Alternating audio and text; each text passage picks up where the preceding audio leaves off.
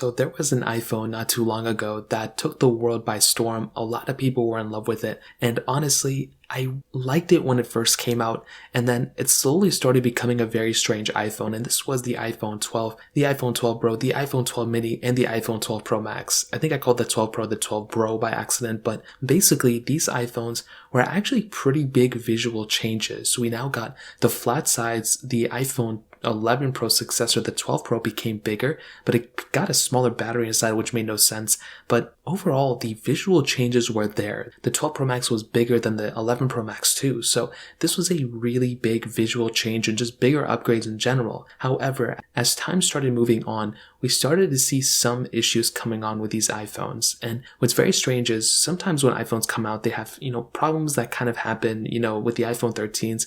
There was a small little display issue that's plaguing some iPhones, but it's not like a crazy big issue that's affecting a lot of people. The iPhone 12s had this battery degradation problem that I've talked about heavily, and it is one of the weirdest things I've ever seen. It's almost on par with something like the iPhone 6s battery degradation problems we've had too. Now, Apple hasn't really addressed this officially. They did address it in an iOS update a couple of months ago, but since then there's no official repair program or anything like that, and there's still a lot of people who are talking about their experience with this iPhone, and people are saying that they're still having battery degradation on iPhones that they bought a couple of months ago for the iPhone 12 series. My 13 series doesn't have this problem, and what's more interesting is Apple is still selling the iPhone 12 and the iPhone 12 mini brand new. And at $599 and I think $699 respectively, those are very decent iPhones for those price tags. I think the 12 is still kind of overpriced, but those are decent iPhones that if you didn't want to buy the iPhone 13, well, the iPhone 12 is there for you. And it's sad because I want to recommend this iPhone to people,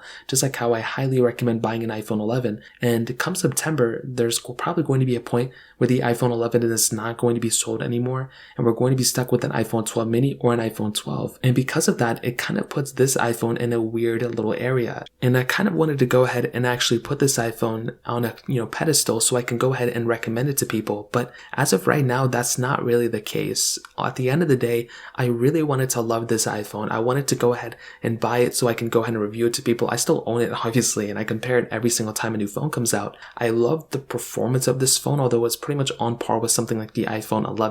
I love the way this thing feels in the hand. I think it's very premium. Now, if it does have a small little issue, it's not a big deal. But when it's as big of an issue as battery degradation, or if the battery calibration isn't right, that is putting this iPhone in a very weird situation. Not only is this iPhone still kind of overpriced in the brand new market, but it's actually gone down quite a bit in the used market as well. And with the iPhone 14s coming out probably in the next, 8 or 9 months, or not even 6 months from now, these iPhones are probably going to be very cheap in the, used market, which is awesome.